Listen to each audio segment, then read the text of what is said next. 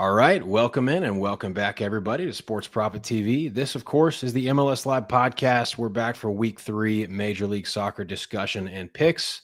And with me back is our guy, Garrett at JSomeFooty. Glad to have you back, buddy. Excited you're here. How you doing? Good, man. Good to be back. I'm happy, dude. I like this show a lot. So yeah, it's good to be back for a week. 100%. What was since we didn't have you last week, how did your week 2, I guess, go? How's week 1 and 2 treated you? And what are some of your takeaways? Yeah, week 1, week 1's always feels like it's kind of rough, right? Like you tell yourself, I'm not going to go heavy week 1. It's week 1. Like there's a lot of unknowns out there, but that excitement just builds in you and builds because all this anticipation. And so, yeah, I went probably a little heavier than I meant to in week 1. Walked away with a not profitable slate that week. But answered back with the Sunday slate, grabbed a nice parlay, and then rolling into the next week was profitable week 2. So yeah, no, we're feeling good right now. It's trending correctly. I think y'all talked about it a little bit on the show last week. I caught that part. Like, I think Red Bull surprised me a lot. I think I told you though, and we kind of saw it last week. I think they're going to be good at covering their spread, or winning outright. Like if they're at home at a good price to start the season. And I think like a team like that, just because they're so young, they're going to trail off a little bit. Last week, they had a team sitting back on them, and they found it much harder to create, right? Those 16, 17, 18-year-olds had a harder time generating those chances they were getting. And Forsberg starting to look his age, I think. That was just my takeaway from Red Bulls as I watched him. Like he's still good, but like I expect him to be a little more involved than what I saw last week. Outside of that, I talked about this right before the show. Home teams, first 2 weeks have crushed. In fact, the first 21 games of the season, home teams won outright 17 times. That MLS has always had a bigger home field advantage than most other like top leagues, right? There's a lot of reasons for that. Matthew Doyle, who's an independent writer now, it dove into that this weekend on his letter. And I love his newsletter, dude. He's got some great stuff.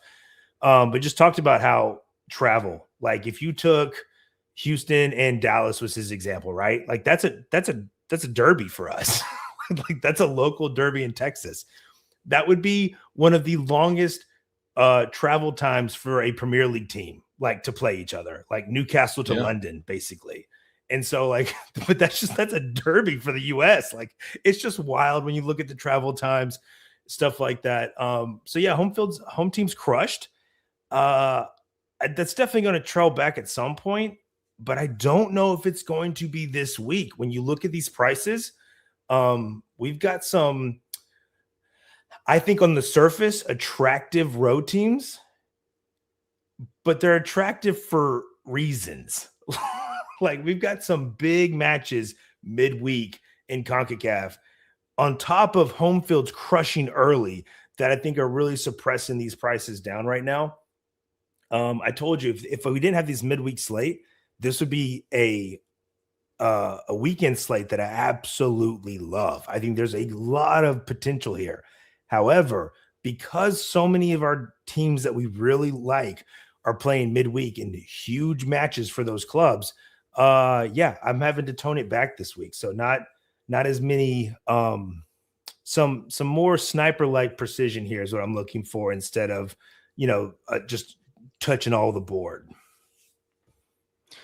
Yeah, that's a good way to put it. I think this is a slate that can definitely be profitable. That's obviously what we're trying to do here. But it feels like a little bit more of a chess match than usual this week, looking at this board, because there's a lot of landmines out there, I guess we should say, to navigate through a little bit more than usual. I said it in your Discord. I think some of these good prices on these road teams are going to cook some people. Yeah, I agree. In fact, that's actually where I'm starting the show off. So, um, let's jump into it. Well, actually, let me see which order I put these in. No, you're starting the show off, Garrett. We're starting in Yankee Stadium in the Bronx, NYCFC hosting Orlando City. What do we got? So we love this NYC team, right? We're just like, if they only had a 9, because Alonso went down. Now he should be back post World Cup, I think, is the window for his return. But we know how it's like when you blow that knee out. It's going to take you 8 to 12 months to really get back into the flow of the game and really back to your pre-injury self, if you fully recover all the way. So they're missing the 9, and I really think that's the only thing holding this team back right now. I think we like pretty much everything else about it. But they this is an attack on Orlando, man. You're looking at a team that had 2 home games already, right? Their first 2 games were at home. We talked about home field dominance. 17 teams won in their first 21 games. There were only 4 losses in those first 21 games for home teams. Orlando had 2 of them. So, like, this team is just off to a rough start, and they are giving up so far this season in 2 games 6.5 expected goals against. So, like, I'm getting New York at Yankee Stadium. The money line is very attractive here. Like, I'm not going to lie. But where I want to attack this team, because we know Orlando, if they get that offense together, can score with anyone. They've got the firepower to hang in there. I think it's going to take them at least 2 goals here to get anything out of it, even a draw. So what I love is this New York attack at Yankee Stadium, playing in their field that they really thrive in, and getting their team total at a playable price over 1.5. So I think it's maybe 10 to 15 cents more than the money line. And I'm totally okay eating a little bit more juice to get their team total over 1.5 versus an Orlando side that just looks struggle bus right now, man, on defense. I don't know. I think their wingbacks are a problem. Like, when you're trading for Dorsey to fill in for Freeman because you just weren't able to make any other moves, like in the offseason, when you knew Freeman was leaving, like those offers were already coming in last season. You knew you weren't going to hang on to him. And your like fix is like, I think it was like a week and a half, maybe 2 weeks before the season starts, you trade for Dorsey.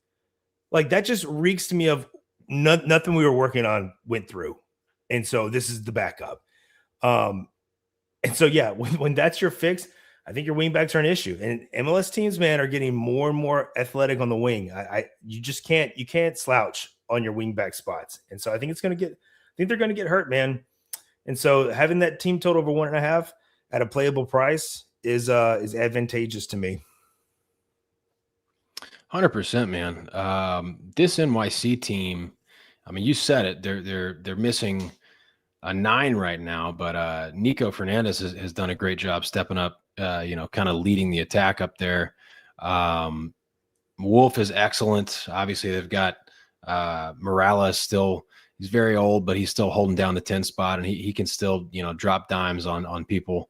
Not moving as good as he used to, but this NYC team, I mean, to me, they're like a piece away. They're up there in the East, right? I mean, I'm not saying anyone's going to challenge Inter Miami, but this is a really, really solid team. And I think it's a team that can make us money this year. Then you look at Orlando. I said it before the show. That Miami game was their Super Bowl. They thought they had their Super Bowl won. They get the rug pulled out from under them, and now they've got to try to regroup and go play at Yankee Stadium, one of the hardest home venues in Major League Soccer here, for a number of reasons. So I'm with you. I really like this one. This is one I had written down, probably going to end up on my card as well. So I'll definitely be on board with you. Really strong play. All right, on to our next game. Sporting Kansas City hosting San Diego FC. Now, I've been kind of chit-chatting, kicking the can around about fading San Diego. basically saying I'm going to fade them. They've had a cupcake schedule so far. I don't think they're as good as they were last year. I think their depth has fallen off big time.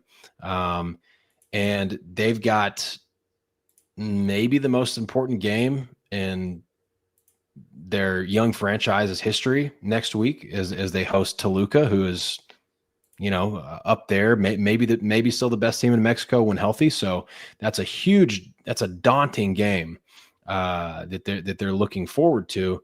Could see a little bit of rotation here. Even if not, I still don't think that they're quite the same San Diego from last year. They've had some fortune, when you look at the XG this season. They scored 2 goals at home off of 0.86 XG last week against St. Louis. I went back and watched bits and pieces of the Sporting KC match last week against Columbus.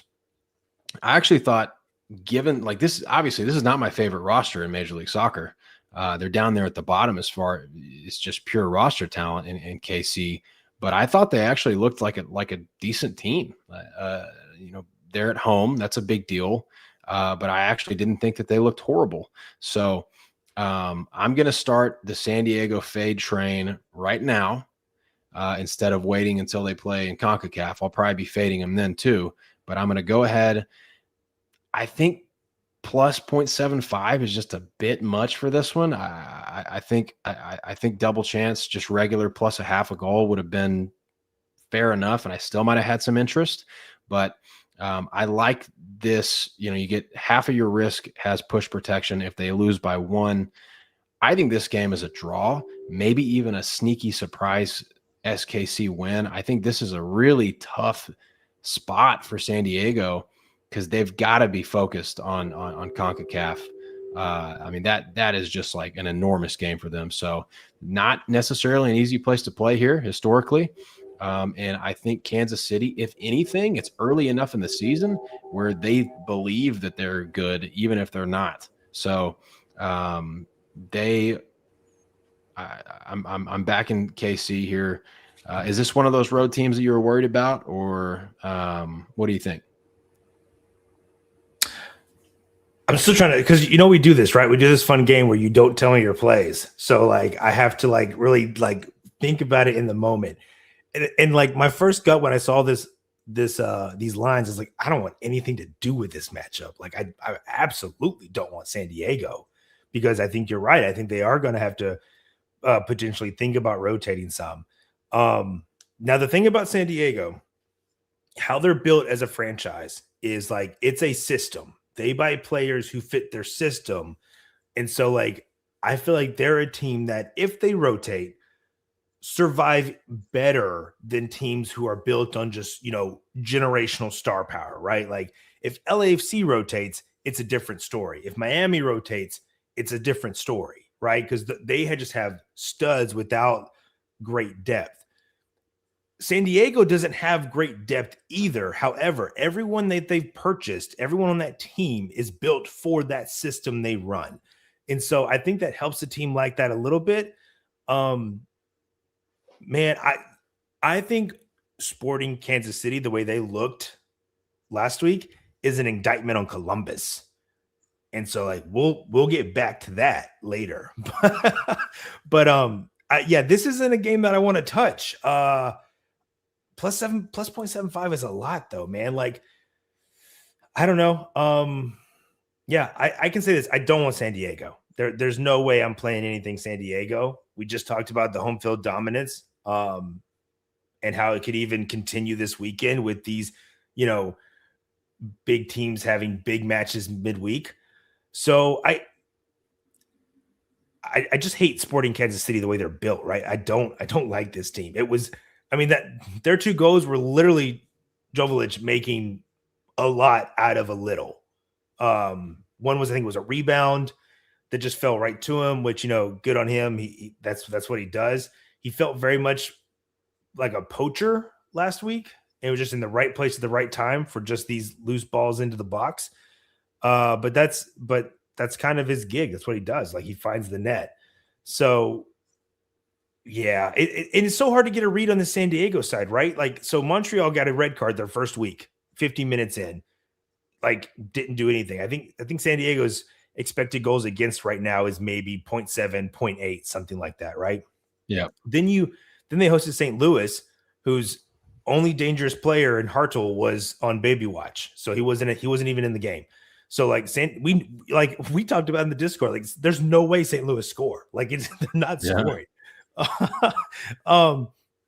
And so it's hard to get a read on if San Diego's defense is actually like legitimately good. Now, do they have good players on defense? Yes. I mean, like the guys can't stop raving about Dua. Like they love that. And so do I think there's good pieces there? Absolutely. But I'm not backing them here. Plus 0.75 is a lot. Yeah. If I had to like gun to my head, I'm taking the spread with Sporting Kansas City. But this is a game where I'm like, that's gross. And I just leave it alone. Fair enough. Yeah, this is what you know what this is, Garrett? This is, I've got a little icon for it now. This is a gut play. So I'm throwing this in the gut play. Where's the hold your nose play? Because that falls into this territory. You're probably right. But I do agree with you. I think if you're picking a side, it's Sporting KC here. Like everything just trends that way right now with what San Diego going on. And oh man, please tell me Toluca's the move midweek, right? Like let's just pivot here for a second. Like Toluca's the move, right? So Toluca, they've got Helinho back, which they've desperately needed. Helinho back. He's completely healthy. He should start.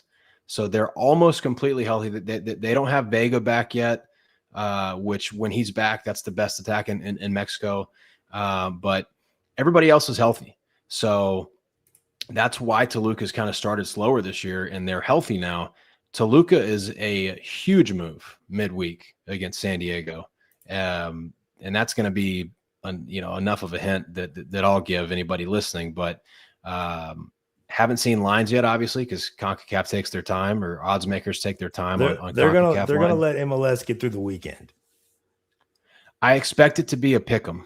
I expect the odds makers to make that like both teams will be like plus 155, 160 on the money line, and it'll be a pick'em.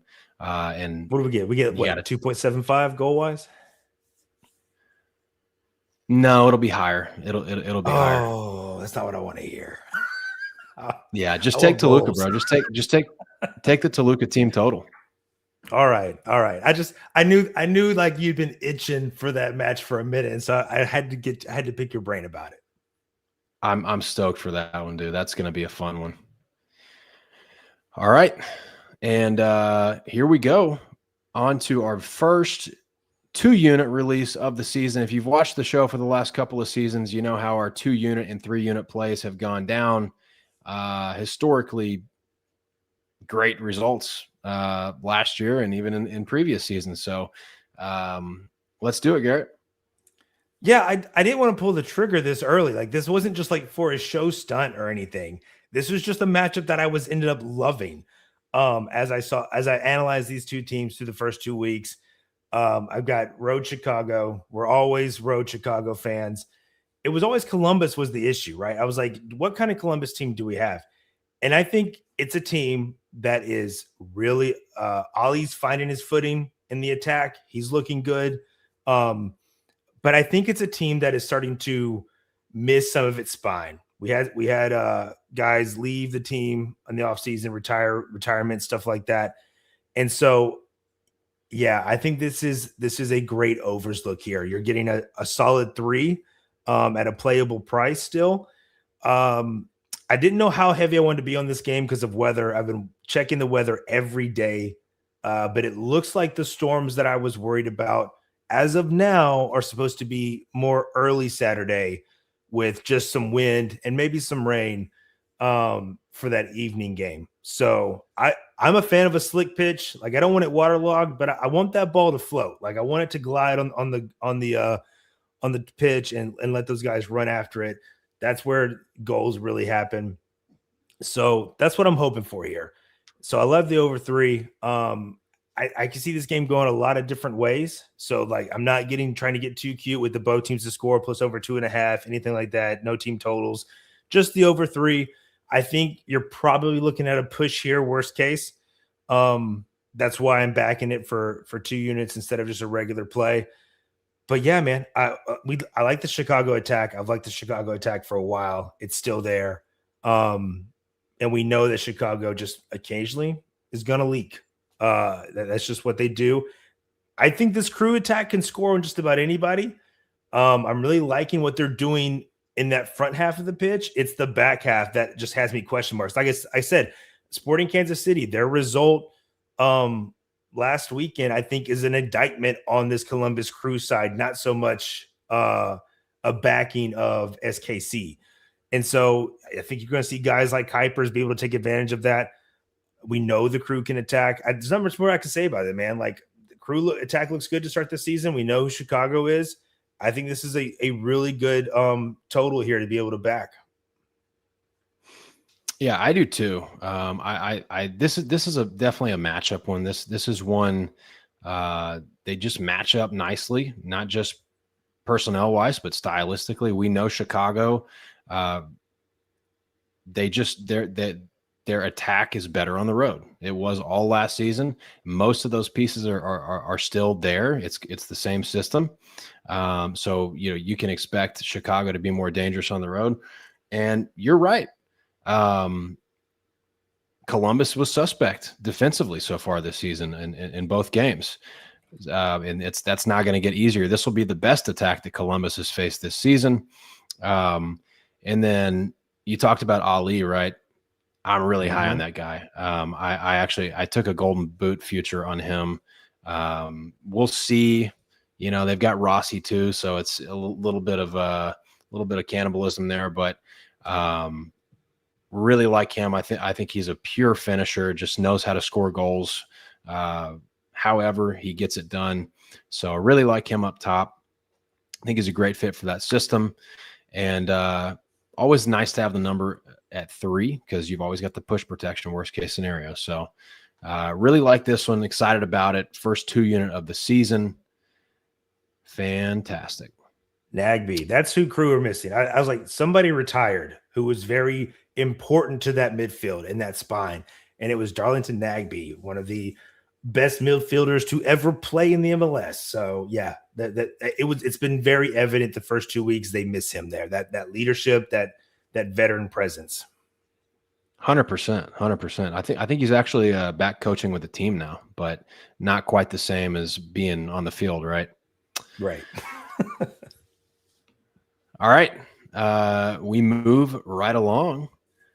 This is my last one here. This is a combo play. We did well on combo plays last year. Also, using 2 games here: Charlotte hosting Austin and LAFC hosting FC Dallas. 2 Texas teams that are not so good. I am going to use the under 3.5 for Charlotte and Austin. I'm an Austin fan. Some of you may know that. 3 goals this season, and they've all come from set pieces. And to be quite honest, most of them have been kind of fortunate. We're fortunate that we've scored any goals. It has been not so fun watching my team play. Last week, Christian Ramirez comes in from Galaxy, scores a goal. Happy for him. That's great. But you said it, man. When we signed Facundo Torres, you said he's not a 10, and he's not. And we're still missing that. I like some of the signings. Nelson, we needed that, pace and handle outside on the wing. Rosales, I'm really high on. I got him from Minnesota United. I thought that was an awesome signing, but we still don't have a 10. So Austin just, it's so ugly. It's so stagnant. And it usually only gets worse on the road under Nico because he's just very conservative. The only time they open it up a little bit is if they get down a goal. Charlotte, meanwhile, they've looked pretty clunky too. Not so good. They haven't looked as good defensively as Austin has. But with them being at home, their defensive game should step up somewhat. And to me, if I had to pick a side, I would lean Charlotte like 1-0, maybe a 1-1 if Austin scores on a set piece. I like the under 2.5 here just as well on a straight play, but under 3.5 I think is a really strong parlay piece. And then LAFC, I said it early in the season. We saw them really flash in Champions League. Then we saw them look awesome against Miami and the Rose Bowl. I think this is going to be a historically good LAFC team. I think this is a team that might just win, like just win, and just even with Champions League, I think they're just awesome. I mean, they extended Buanga, so he's there with Son, and then David Martinez, my guy, he seems to have kind of taken the next step. Looks really confident, great athlete. He's really fast, just like the other two up in that front three are, and his finishing has just been awesome this season. I think he's well on his way to a big deal as well. So really high on LAFC. I'm going to use their money line at home for a parlay probably all season.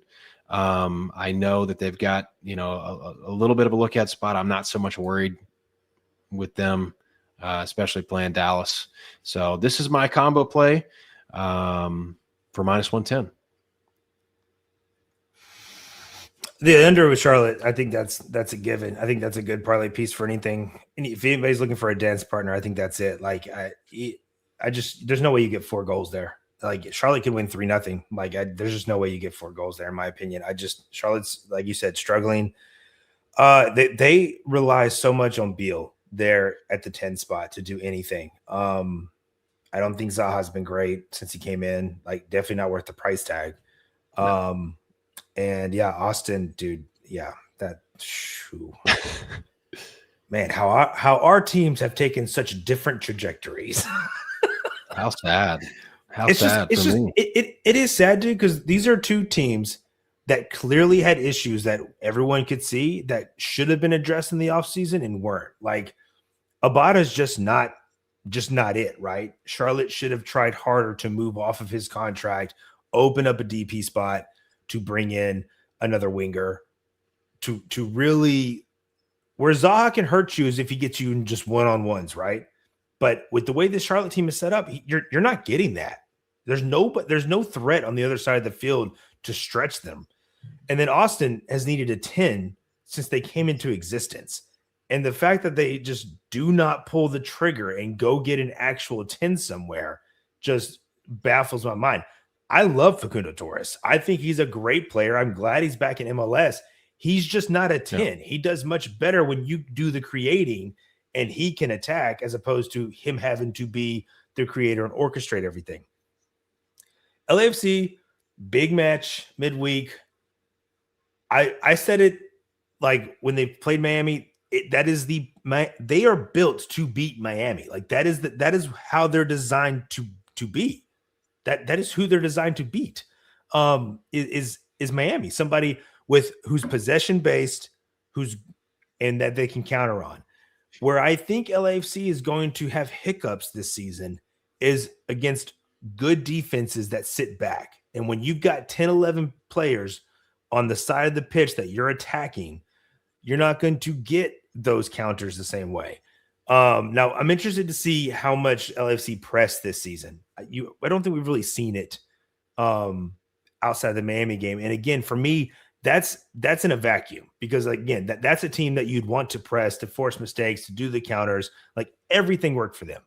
I want to see how they press somebody like Dallas, force mistakes, see if they can get quick turnovers, press somebody who's going to sit back on them, which is going to be most of the league. Let's be honest now. Because, I mean, the firepower there is very real. So I think their money line is a little high for my tolerance this week, considering what they have midweek.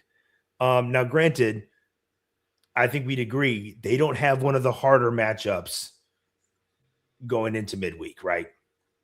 So, so we'll see what they do. We thought they were going to rotate in their first round of champions, and they didn't, right? Like they started the studs, even though when that series was already done and dusted. So that was curious. So it's hard to say what they're going to do on Tuesday because it is going to be short rest.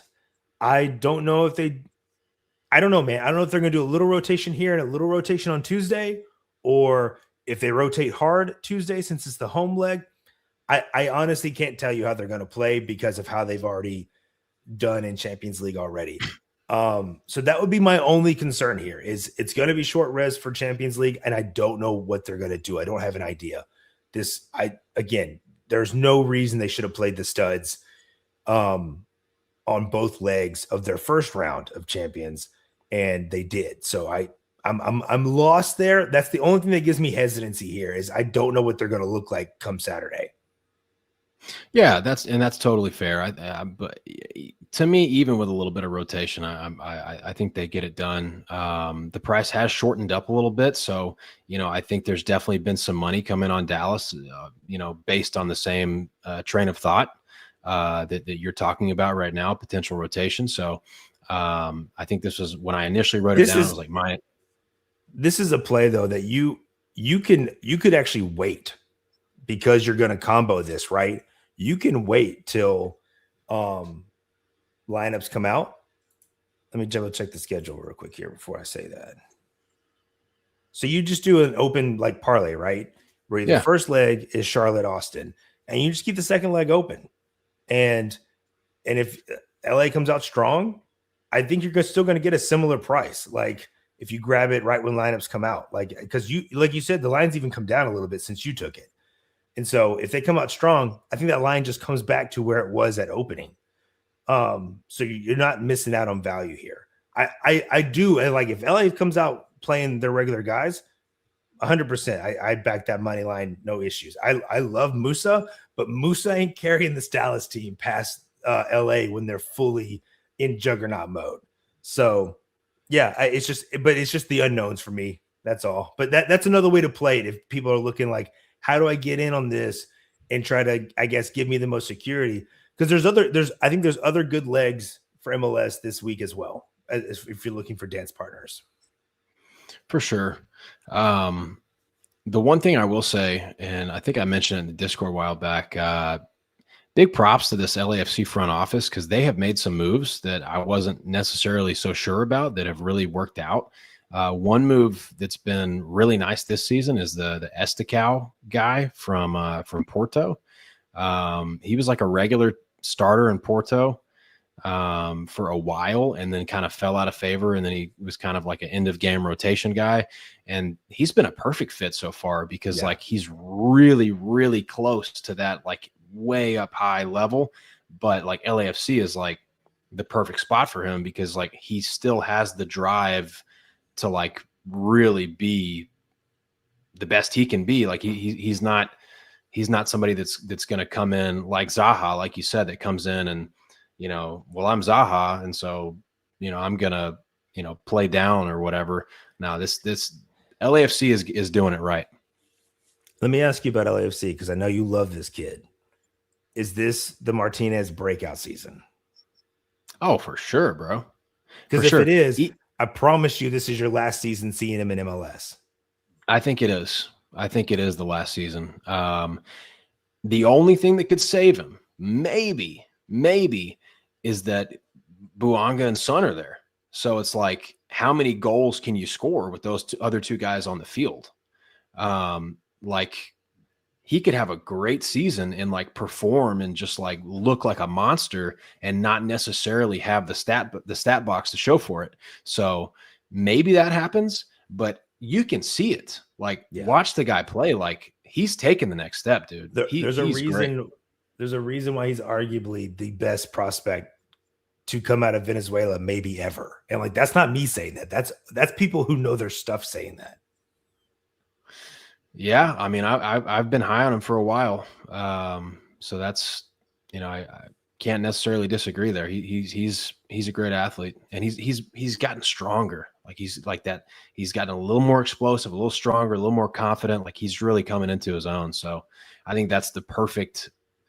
Like I think that front three is solidified. Like that is the front three, and whereas the last couple of years, he wasn't necessarily the solidified starter up there. So Yeah, really like it. All right. Any other games you want to talk about? Yeah, sure. What do you think about? All right, so maybe I'm getting a little too excited here. Maybe I'm a little bit too swayed by post-game locker room excitement. But I saw a clip of Colorado Rapids after the game, and I saw their coach talking to the team, and I really liked what I was hearing. And coaching's important. And again, not the best roster in Major League Soccer, right? But Colorado first half team total is playable. I had that one written down in my notes, hosting Galaxy. What do you think of that look? First half? You know I like first halves. Yeah, I know. You know I don't though. So like it's very hard for me to give like a take on first halves because what about their team total? What is their line right now? So here they are.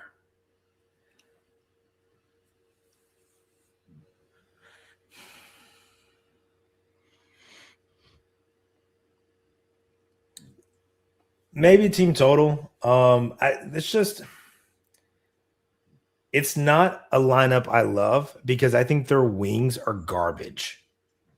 Like Sealy just doesn't do it for me, and like I don't know. Like I maybe I expected to see more from Paxton Harrison already. Like I don't know what I expected from him, but like this dude was touted when he left and went to Germany.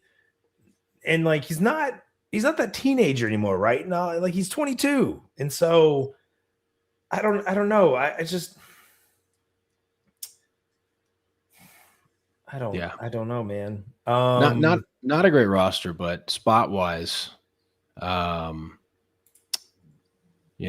also kind of looked at the over there because you and I texted about it the other day. Is this Galaxy team, are they built to be on the road and counter?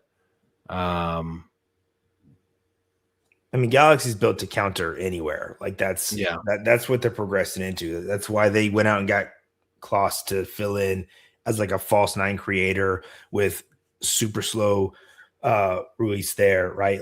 So those two guys are going to build off each other to create, to swing it out wide to Patel and Peck. Like that is the game plan. It's very, very clear. The total did kind of pop into my head when you said this game. It's so different, right? Because like, what was it? Two seasons ago, we were like playing Colorado home under 3.5 like every week. Right. Because the elevation is wild. And like, that speaks to, we touched on home field advantage. Like that speaks to that here as well. Is like 1 week you're going 5,000 feet above sea level to play at Colorado. The next week you're traveling to San Diego where it's like, I don't know, 72, or you're going to Texas where it's super high. Like it's just, there's no other league like this, man. No. Man, and it's 3.25 right now. Oh, I thought it was 3. I got 3.25 at plus 102 is the sitting line there. Somebody hit the over then, because that was even money on a flat 3 this morning. Oh yeah. So a pretty big a three I'm interested in. Like I'm looking at the 3.25, not as much, but I do think goals there. That's honestly probably a live look, right? Like I think you're gonna have more goals second half there. And so hopefully you get nothing first half or 1 goal first half, and then you're able to easily take over the over 1.5 second half total and get a good little cash there, because that would be a very good price if that's the scenario that played out by halftime. Right on. Dude, so Real Salt Lake is my favorite road team of the week this week, right? I think Atlanta are putrid, and you're giving me Real Salt Lake at it was double chance. It's now 0.5 plus 0.25. So it's moving Yeah. a little bit. But I cannot shake this feeling of San Jose at plus 350. I can't shake it. I can't back them on the money line, but it's the one team that is like, it's in my head, it's playing like you're going to wish you took me. Yeah. I had that written down as well. San Jose. Now I've got them to score, just to score in a parlay that I posted on X. But that's a nice parlay piece. Yeah, it was like minus 220. Like that is your perfect dance partner. Like, oh wow, just to score. And we're talking about a team that has created the most big chances. I think they got the second most missed big chances. Like, you know how I like that stat. Like that tells me a team that's creating, and eventually it's gonna find home. Werner came off the bench last week. He's gonna start. Y'all know I'm not a Timo fan. I'm not a Timo fan. But this system is just built to score goals. And so, yeah, them to score is looking nice. But now I'm like, man, Philly's missing a center back for a suspension. Then they got to play Tuesday against, I just had it up. Against America, which like is not, that's no gimme. Yeah. And so like, I think they might rotate, or if they don't rotate, it's definitely a look ahead. And so I don't know, man. I can't shake that money line. And let's be honest, man. This might be one of the worst Philadelphia Union teams in years. They're definitely off to a rough start. I think they get it together. I mean, I don't think you go from Supporter Shield winners to just absolute dog crap in one offseason where there wasn't actually a lot of changes made. Like they actually had a record signing come in. They got rid of, I think, what was just a clog at the striker position. I mean, if I would sell Baribo right now, if I get almost $5 million for him, like I don't care how many goals he's scoring. Like that's just a good deal for that player. And so, yeah. I don't think they're going to be dog crap, but I think they're an average team. I think this is an average MLS team this year. Well, if they're average, I will take that and back them in certain spots, because similar to San Diego, Philly are a system, and they are built a certain way. They bring in guys who fit the system, which is why think about it, dude. They won the Supporters Shield last season with no like clear studs. Like they paid less than $5 million for that striker they brought over this season. And that was a record transfer. Like this team doesn't spend. They just do it right in the front office, finding guys that fit their system. So if they're just average, cool. That's going to give me some advantage in certain matchups, because they are just going to dig out wins. But yeah, I just don't think they should be minus 145 in this spot. Like this is crazy to me. Yeah, I don't either. And we're early in the year. You have teams that are playing better. They're gelling better because they've had less change, less turnover. Or for whatever reason, but Bruce has got San Jose playing like Bruce teams play. And Philadelphia doesn't look like Philadelphia. So, I'm with you. I'm with you on that one. I'm going to be hard pressed to not end up on San Jose there. All right. Enter Miami, go. Do you know that line opened up at minus 110. Yeah. I'll probably do it.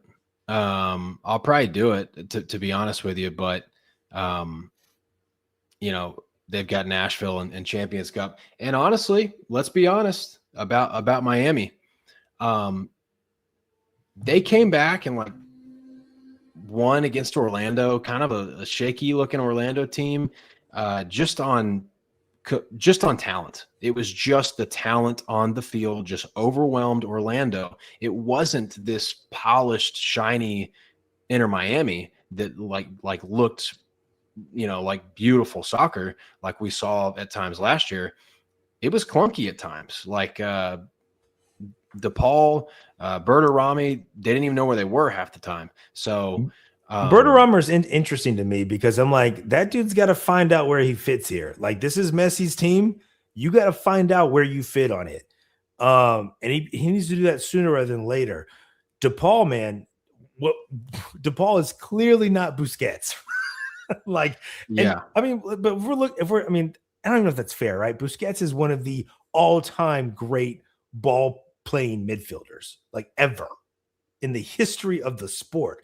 And so, like, that's rough that like those are the shoes he's trying to fill, but that's the exact role they're asking him to fill now, is to be that guy. Um Now it was talent last week, but it was also a formation change. They went to this like very fluid back three instead of the back four they had week one versus LAFC. And it just created overload after overload after overload. And that's why they made Orlando look so bad, is because they just were able to overload the field when on either side, whichever side they wanted to, consistently. So I'm interested to see if they stay with that back three, if they can make it work, because they looked much, much better with it. But yeah, Miami's success this season doesn't come down to Messi. It comes down to DePaul. Okay. One thing that I also think will help is when they get is it Reguilón? Is that how you say it? The Spurs guy, yeah. I think that helps because dude, they're missing Alba big time. So they need a guy. They're missing people who can progress the ball up the field who play behind Messi. Yeah, for real. I mean, and so that is going to help. I think it's going to help. Because if they play that back three, he's going to be a push way up on the wing, and send balls in, and he's a decent crosser. So like, I didn't hate that move.